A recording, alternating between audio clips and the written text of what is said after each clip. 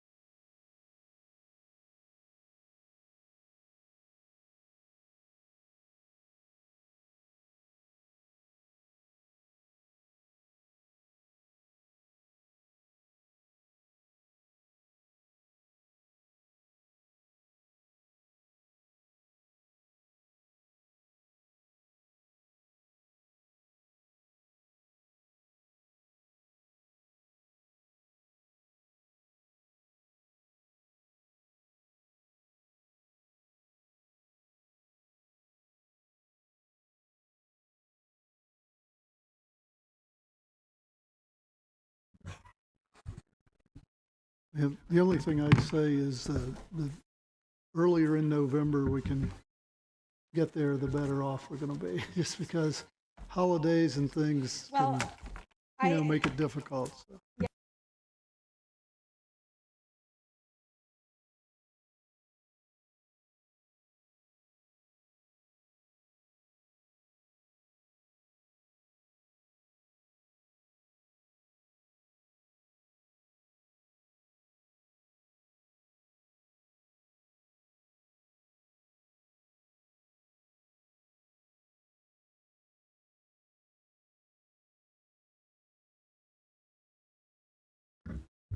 We've got 5 minutes before we'll start the actual meeting, so thank you, Crystal, for the presentation. We appreciate it, and we'll start here soon.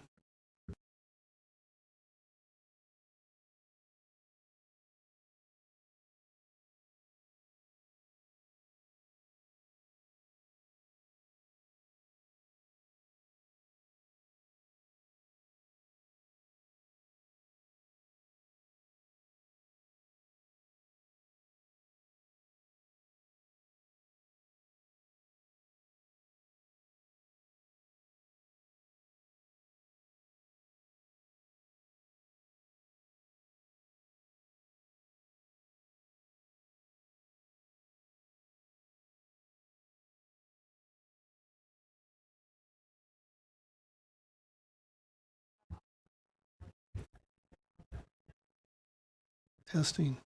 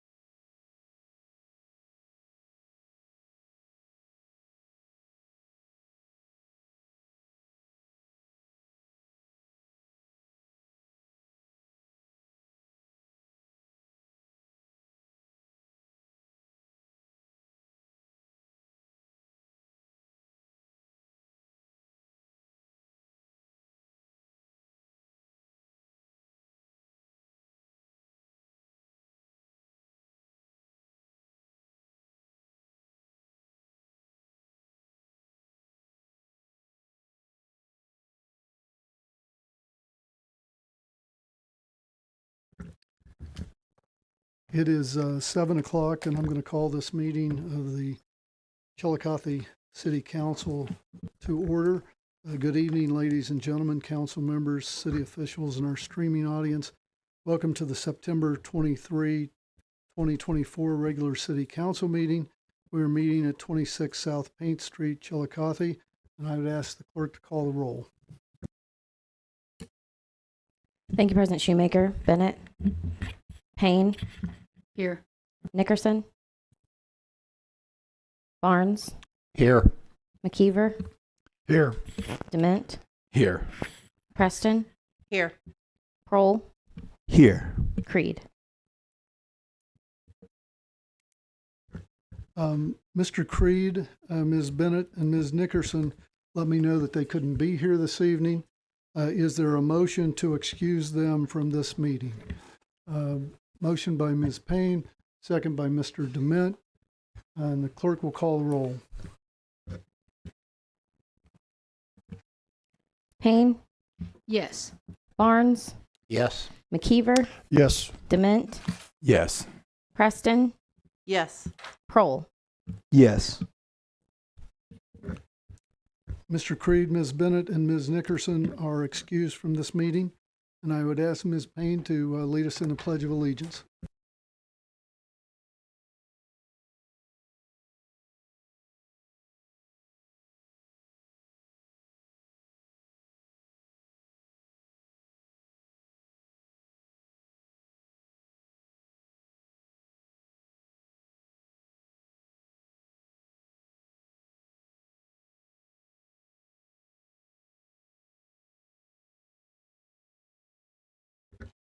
The minutes from the September 9 regular meeting have been distributed. Are there any corrections, additions, or deletions?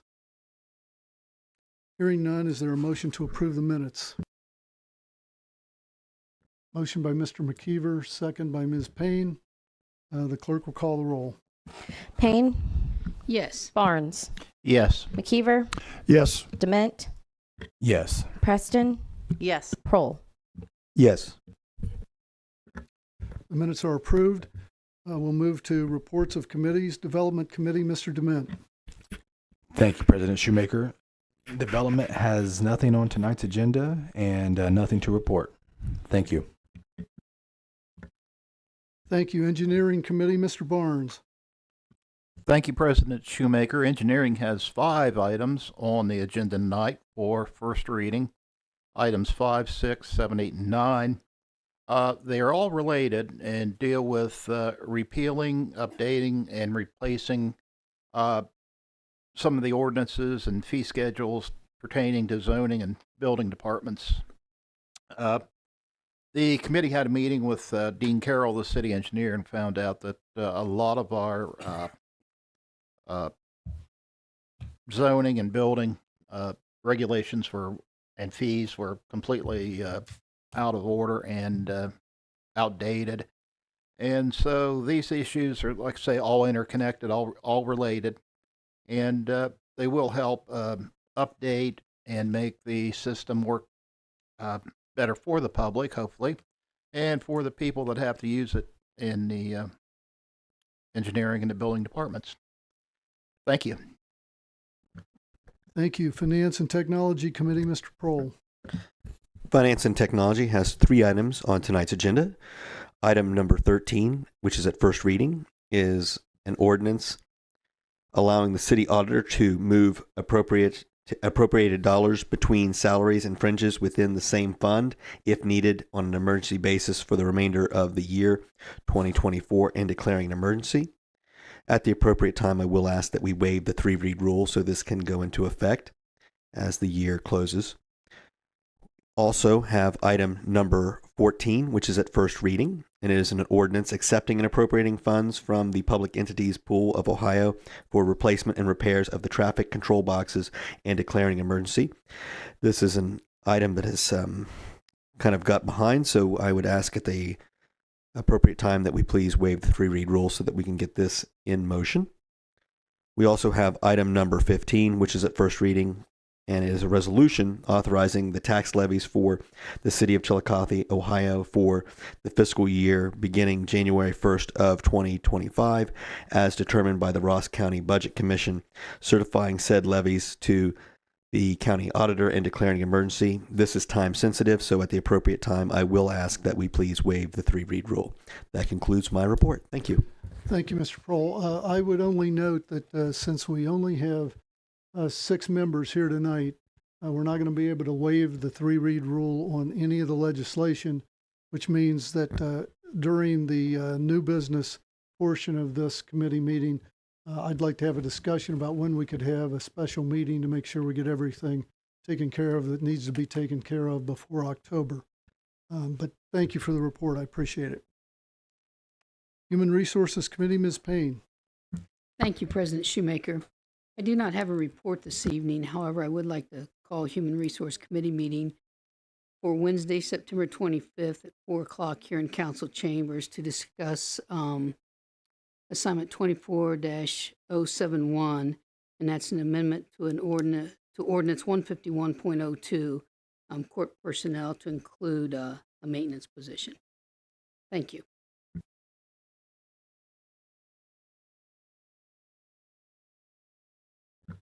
Thank you. Next would be Parks and Rec Committee. Ms. Nickerson is not here.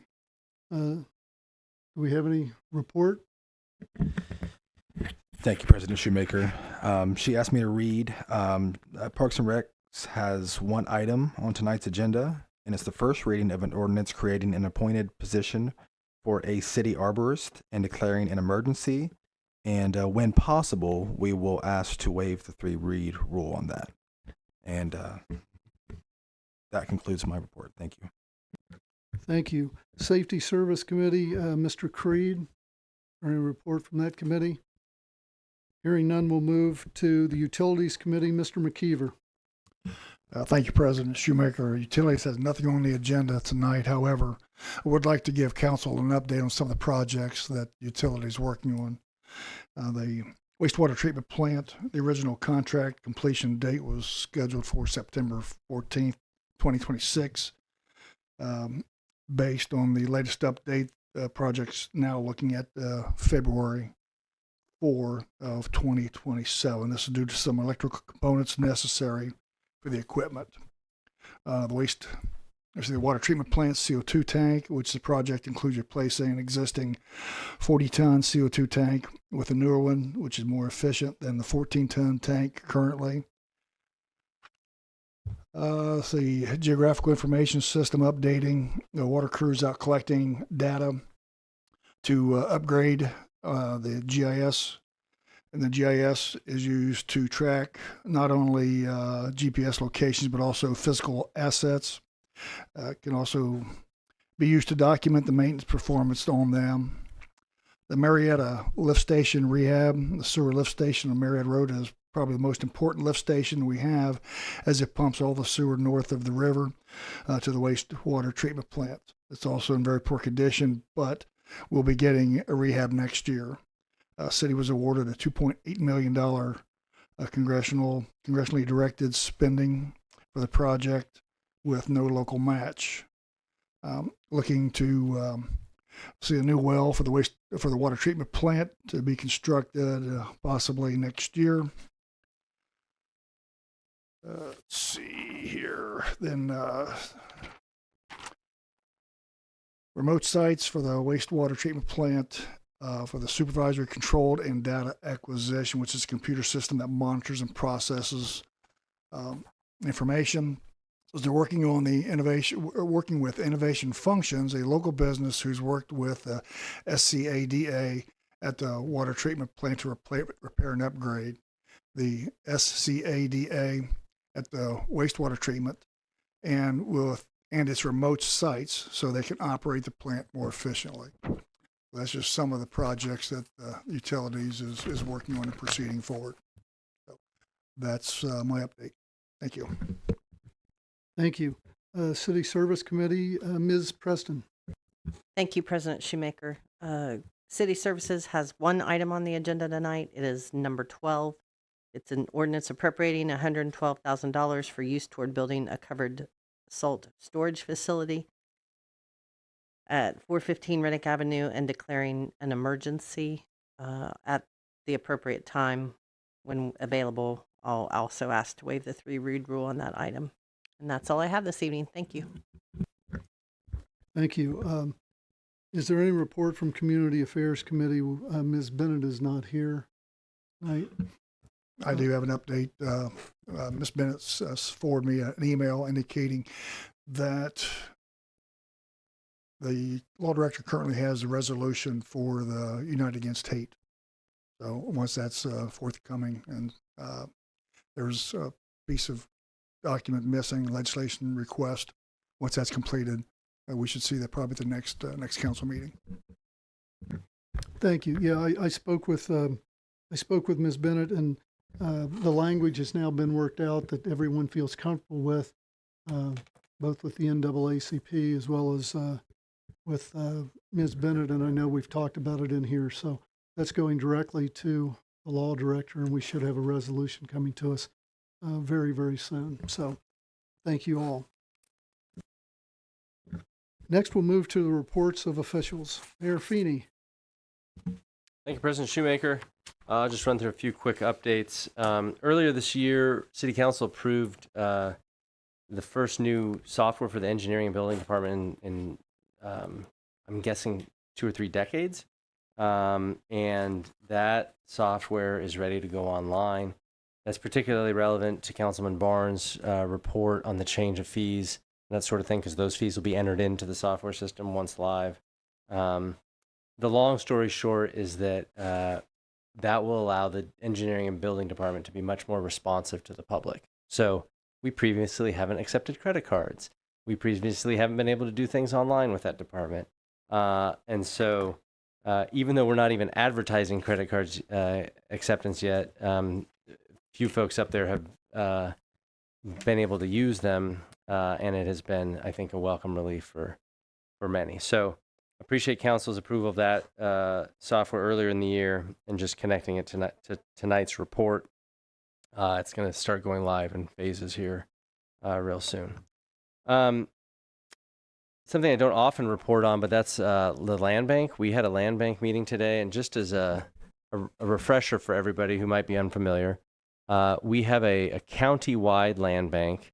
A land bank is a statutory creation, meaning it's created by Ohio law. It's got its own chapter in Ohio law, and it allows for the body to do some interesting things with property. And the state of Ohio over recent years has had some significant grant money available to it. So necessary members of the land bank are the county treasurer, county commissioners, township trustee, myself, and then staff from the city do the legwork. And so over the years, we have done quite a bit of demolition and revitalization work, and we've also done brownfield remediation work. Those are the 2 significant grants that we have gotten in recent years. We are awaiting announcement of the 2 grants for both of those things that we put in earlier in the year. I think the total is around $1.5 million in potential grants. We anticipate getting fully funded on both of those, but the state has not announced those projects yet. But it is a process that when we began it around 2016, 2017, only did work in the city. And since then, the county, we've expanded to the county. So there's been some pretty useful stuff happening in the county. There's nowhere in the county other than the city that has nuisance code or other zoning issues or zoning rules for that matter, which makes it a little bit harder for some of the work to be done in the county. But we would encourage you, if you have reports of abandoned or blighted homes or properties, that is what the land bank is for, is getting those properties either down or into private hands who can renovate them. And that has happened pretty consistently too, where we've been able to acquire something that somebody's held on to for too long without doing anything to it, put it in the hands of somebody who can make it a useful property again. We've also worked with Habitat for Humanity and put 2 empty parcels into their hands where they have done 2 new builds. So just good work from the staff in the city that does the work for the land bank. I don't think I commend them enough for that good work. And then it went out on Facebook today, but I just wanted to just put on everybody's radar that leaf pickup will be starting soon. I'm guessing this year, with as dry as it's been, leaves are going to come down a little bit early. And just as a reminder, we started this several years ago, somewhat this in a similar fashion that we do large item pickup, where the first week of leaf pickup is for Monday trash days. The second week of leaf pickup is Tuesday trash days. But we know that leaves don't fall on that schedule. And so if there's a situation where you've got a big pile of leaves in the front yard and your leaf pickup isn't for 4 weeks or something like that, you can call into the service department and we'll accommodate you if we can. Usually we can do some extra pickup if we happen to have a third truck out that day. But we do 2 passes, so we cycle through the Monday through Friday trash cycle twice. So it's a total of 10 weeks of leaf pickup. But by the time we're picking up leaves in December, there's usually not that much left. But again, don't hesitate to call. That's it for my report tonight. Thanks, Mayor. You said you hadn't announced the use of credit cards. I think you just did. So I think it's been announced now. Auditor Spetnagel. I have one item on the agenda tonight that needs to be passed. So we've already talked about it, calling a special meeting, but that's item number 15, the resolution authorizing the tax levy. So it's important that we get that done. I think the due date on that to the county is October the 7th. So we need to have that done well before that date. And then prior to this meeting, I did a budget review, and then we will start our budget process. We've already started the budget process, actually. Everybody has turned in their stuff, and they're starting to have one-on-one meetings with the mayor and I. So once we get that done, then we'll start bringing in department heads to meet with all of you. And then Anna asked me to just let you know that she wasn't going to be here tonight, but she didn't have anything to report. Thank you. We're now going to move to audience participation. Any person wishing to address the council must first provide his or her name and address. Comments shall be limited to 5 minutes, and I'll give you a warning when there is 1 minute remaining.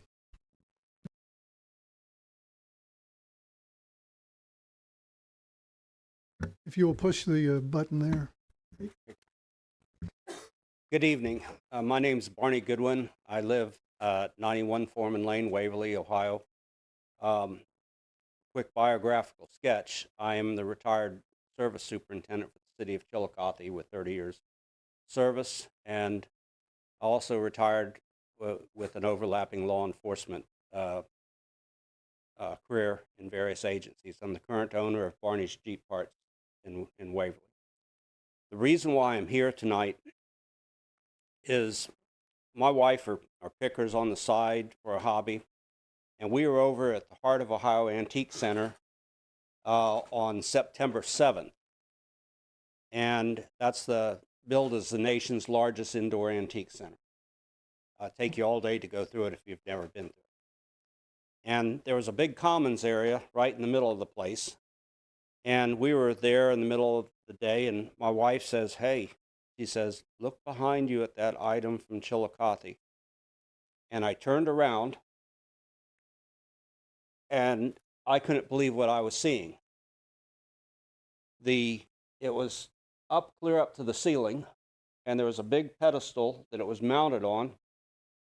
It was, as many of you probably already know, it was the complete weather vane assembly, the copper weather vane assembly from the Chiillicothe Gazette building. And mounted to the big pedestal on the bottom of it, on the front of it, was the bronze plaque that was on the side of the front door, next to the front door of the Chiillicothe Gazette building, giving all the history of it that was put there from 1940 when the Dart Hunter family built that for the Gazette. It was a gut punch. I couldn't believe what I was seeing there, and that it was in there for sale for $45,000 or any amount for that matter. And So the first thing I'm wondering is, what's that doing off that building? And the following Monday, I started making a lot of phone calls. I've gotten preservationists involved. Everybody feels the same way I do. I'm from a glass city of Houston, Texas. This town welcomed me into here in 1976 with a phone call from the Mayor Clark Alexander and from Odie DeBoard, the police chief, welcomed me in, and they hired me as parking enforcer in 1978 for $4.50 an hour. And I got to know every inch of this downtown and the beauty of this downtown, and then watch Streetscape in the 80s with, I think, Don McHenry and those who helped develop Streetscape and help beautify this town. And look at the wonderful thing that's going on now in downtown. And we turn around and see these artifacts removed from this building. There's been no permits. There's been nothing. It's taken down. Wouldn't it be interesting to know how it was taken down? Was it a big yellow telescoping crane in the middle of the night? And a crowbar to help work the big bronze plaque. The big bronze plaque is almost as tall as this rail. And then I looked. I've done some research. I'm not going to go through it all. It's if you look up I think that this all falls on the design and review board. And and I'm not going to go through this. I've got some highlighted sections, but if it basically says the design and review board has jurisdiction over this. That even though that's a 1940 building, it's within the Walnut, to Mulberry, to Water Street, to 4th Street boundaries, as it's called here, and jurisdiction, and that those artifacts off there are the peripheral items which are covered in the ordinance also, like lamps and peripheral items and so forth that might be attachments to the building, as well as if somebody got crazy enough to try to tear down a building. So,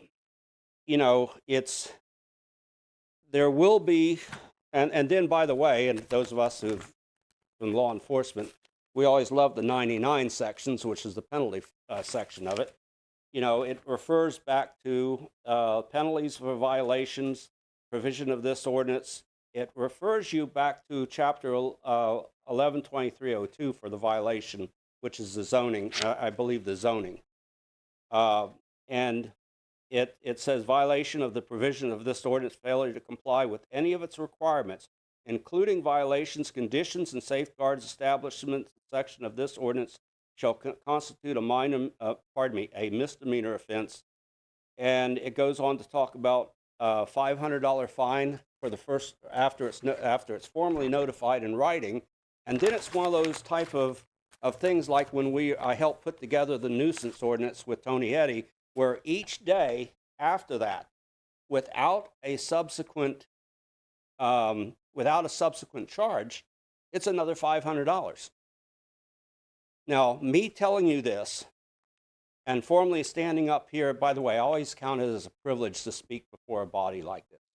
Let me just say that. I forgot to say that earlier. I always say it. I speak at Waverly occasionally. I consider this a great privilege to talk before you today. But, there will be a letter forthcoming. My speaking to you about this and revealing it, if you will, because apparently I'm the one who found it and revealed it, and the preservations are going, boy, we're glad you found that over there. And I am too, and I care enough about this city to say something, and to say it to as many people as I can. And there will be a letter forthcoming from the Chiillicothe Consortium, probably from some others, to officially declare this, which hopefully will start a process. If there was a way for the law director or somebody to freeze this item over there, that would be a good thing. Because this person, who we're all familiar with, you could very well move that somewhere and then just become a whole another egg to unscramble on top of everything else.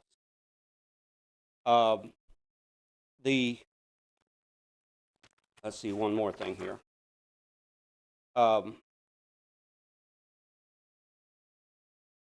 So a written complaint will be forthcoming. That's what this requires. Now, I think one last thing about this, if somebody were to say, well, you know, oh yeah, the one preservationist spoke with the chairman of the Design and Review Board today.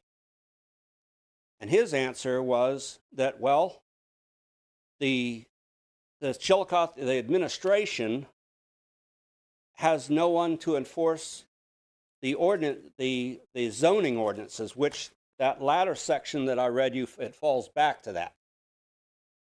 And I think that's a little disingenuous. I think there's somebody, or at least somebody could be made to enforce this. I always thought it was Ross County Building Department. And that was doing the enforcement since the engineering lost it in the Great Depression of '08. You know, or soon after that, or whenever that was. But, you know, I think that some corrections, whatever it has to take, while we've got an opportunity to do this, to retrieve this and get it back to that building. That's a beautiful building. It was built by the Dard Hunter family for the Gazette as a replica of the first state capitol here in Chiillicothe. And I'd walk with my 8-point hat. I'd walk around here and I just admired it every single time I'd walk by there passing out parking tickets. And even to this day, you know, it's just a beautiful work. And parenthetically speaking, when talking about these ordinances and stuff, if you drive by that building, go by that building today, you're going to see the cheap banners from the printing companies, you know, that are violating the same ordinance. They've done that since day one when that was sold. Some were taken down, others were put back up. Total violations that never in years past would have been allowed in this whole downtown district. But I never say anything about those. But that beautiful, if you saw that, and I've passed out pictures, and you're free to share those pictures with whoever in here that you want to. You know, that those pictures, I think, speak volumes. Now, look, I've gone over. No, that's okay, because I appreciate the information. One thing I will do is ask if any council members have any questions of you before My time is you yours. finish.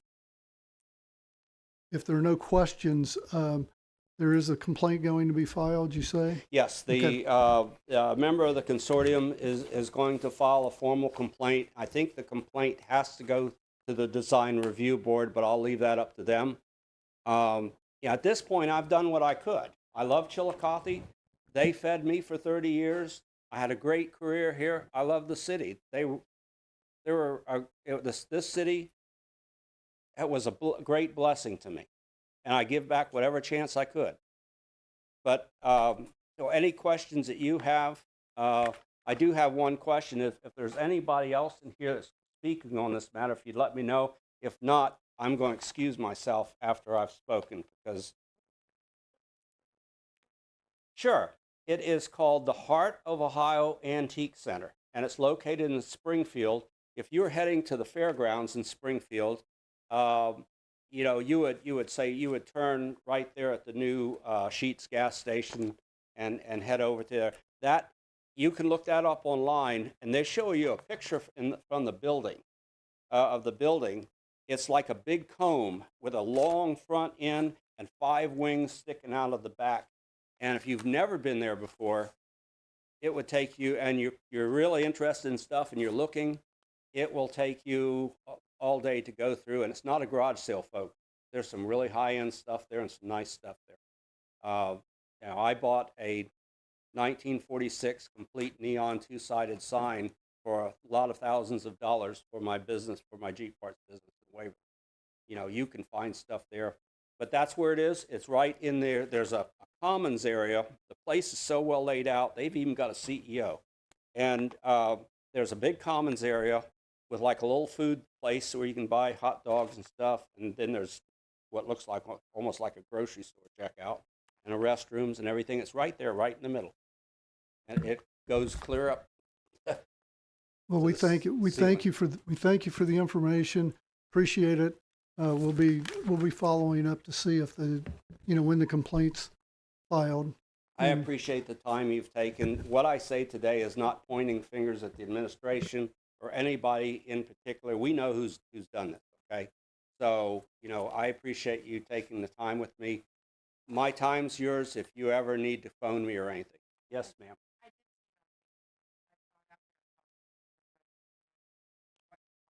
Yes, ma'am. No, it's 45 cents. And by the way,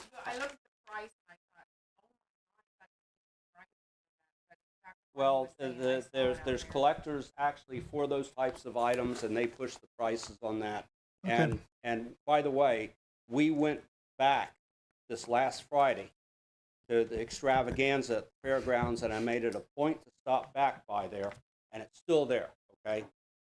Like I said, my final suggestion until the letter comes and everything else is if somehow legally they could freeze that so that we don't lose it, so it doesn't disappear somewhere, that would be a major help. We appreciate the information. Appreciate the time you took to come. We really do. Thank you so much. Very much. Thank you very much. I appreciate everybody's patience, and thank you for letting me speak tonight.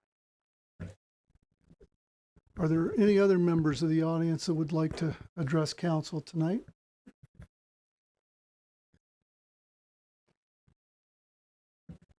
Here.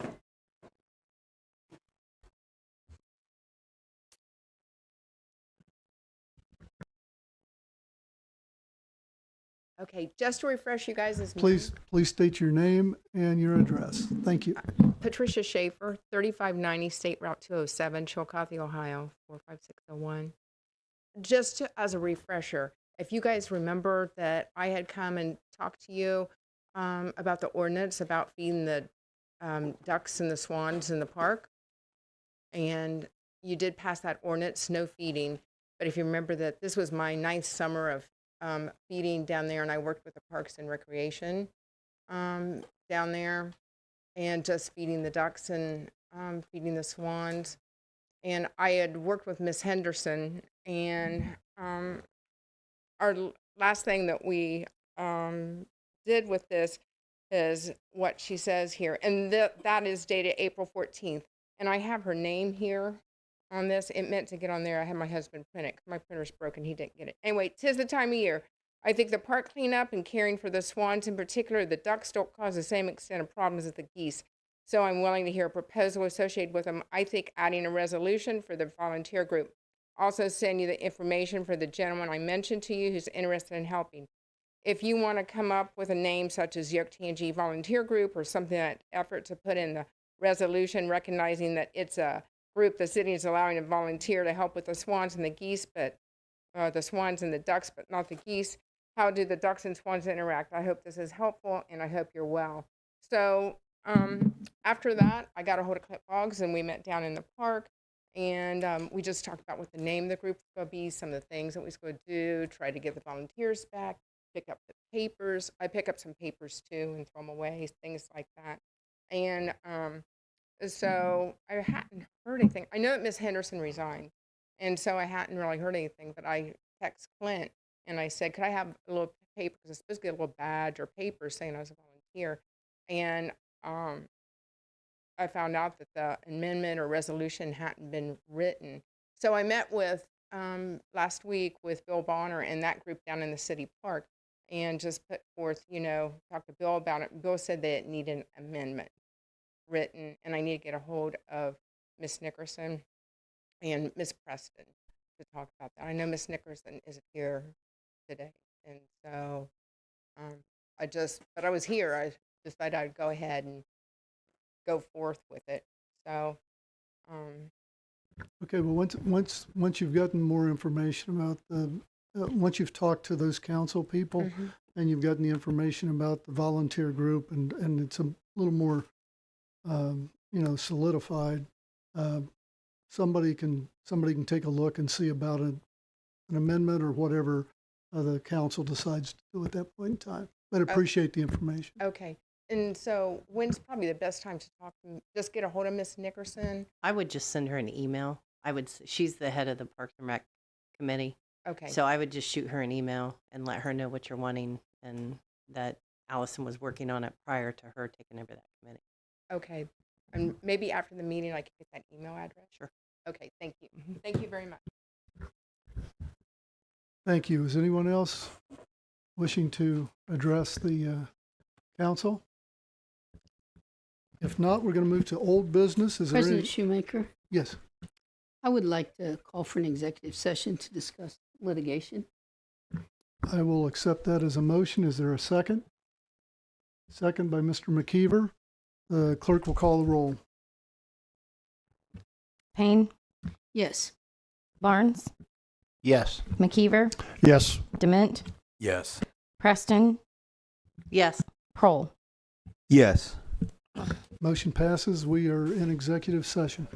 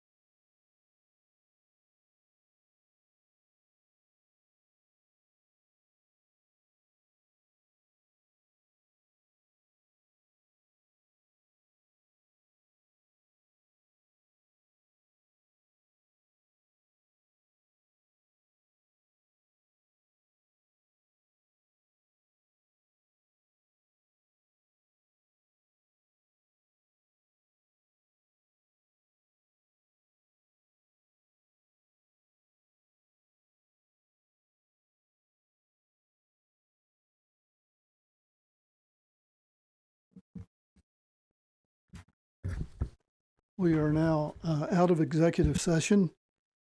Is there any other old business to come before council? If not, we'll move to President Shoemaker, I apologize, but I can follow up on geese just briefly. I know that's a question people get a lot of questions about. I know I'm out of order here, but just so you're fine. Thank Feel you. free to go ahead. So last year we had a relatively successful start to a geese remediation process. This geese remediation situation is much more complicated than I would have ever imagined because it is essentially, as I understand it, controlled by the federal government. To remediate any geese population issues, you have to go through, I believe it's 3 years of attempted remediation before you can sort of escalate the remediation. You can guess what that means. But what we did and what is the recommended practice is to hire somebody who has trained dogs. We did that. Part of the reason that we came forward and requested the legislation was the person with the trained dog who was coming over from Dayton was frustrated because there was a lot of people feeding the geese while he was trying to remediate the situation. We passed the ordinance and he was set to come back earlier this month. There's also a period in the summer where the geese can't fly, apparently. So geese remediation, getting the dogs to scare them off, doesn't work during, I think, July and August or something like that. So we are back to trying to get a contract with somebody to bring the dog situation back. So you can do, and what you have to do is you have to do it, consecutive years. But if anybody asks you, we are working on the geese situation. It's just far more complicated than one might assume. That's my geese report. Goose report? Geese report. Yeah. I think that is the general consensus.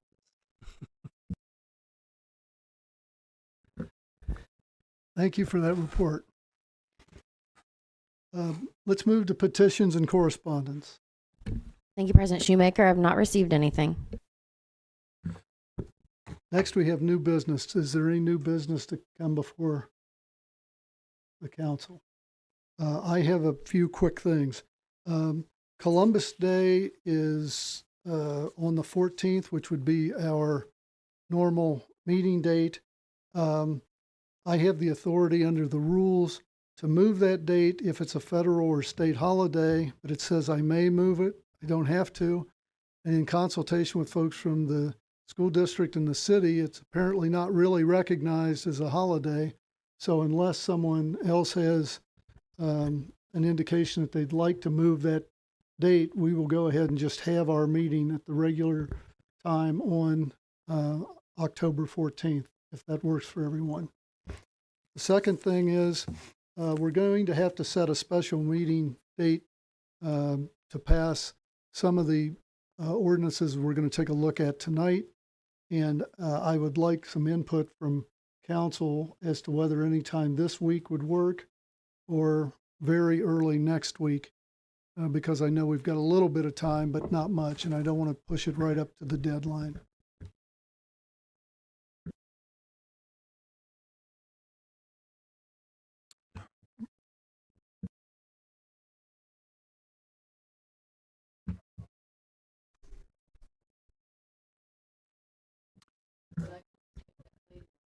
My problem is Thursdays when it works for my schedule. Now that's not to say we couldn't have, but I'm fearful to have the president pro tem take over because then we may lose a vote. As long as, well, I'll have to look at it, but if they can, then that's not going to be an issue. So whatever works best for everybody on council, I'm going to ask you, why don't you just send me an email, everyone, and tell me what date and time works for you, and we'll work around that to make sure that covers everybody and we get things taken care of. So,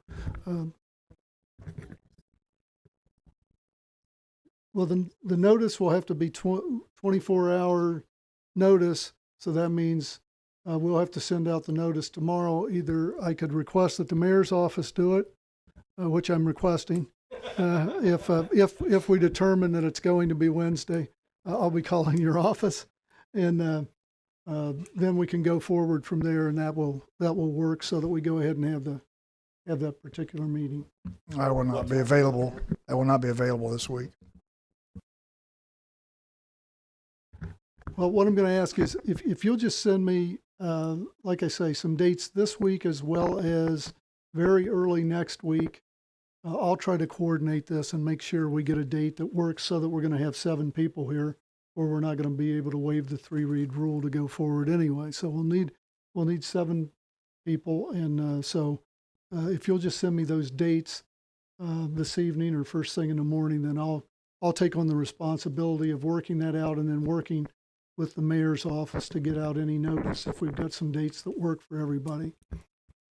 The final thing I would say is the mayor and I met with some advocates from Pioneer School this week and talked with some of those folks. And as we talked, it became apparent that they'd like to come and speak to council at some point. And at that point, as I walked in here tonight, I recognized the deficiencies of this particular building in trying to get disabled folks and individuals that have challenges.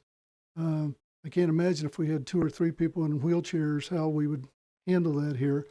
So I'm going to be moving forward with looking toward trying to figure out something in terms of looking at what we do about this building in the future. But as for now, likely either in the last meeting of October or the first meeting in November, I may be asking to have a meeting at a different location so that we can have folks come and speak to us.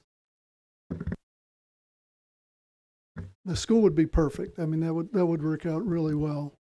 Yep, that would work out really well. Great. I just wanted to give everybody a heads up and thought that would be a good idea if we could do that. Is there any other new business? If not, we'll move to the reading of ordinances and resolutions.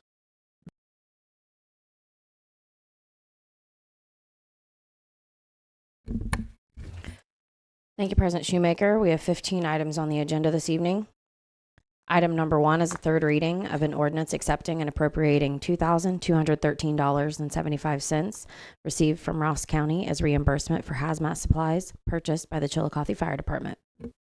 Clerk will call the roll. Payne, Yes. Barnes, Yes. McKeever, Yes. Dement, Yes. Preston, Yes. Prohl. Yes. Ordinance is adopted. Next ordinance. Item number 2 is the second reading of an ordinance accepting and appropriating funds received from the David Meade Massey Trust for police evidence testing. Ordinance will move to the next agenda. Next ordinance. Item number 3 is the second reading of an ordinance appropriating $10,000 to make loan repayment to the Ohio Public Works Commission for the 2023 street and alley paving project and declaring an emergency. Ordinance will move to the next agenda. Next ordinance. Item number 4 is the second reading of a resolution authorizing the auction of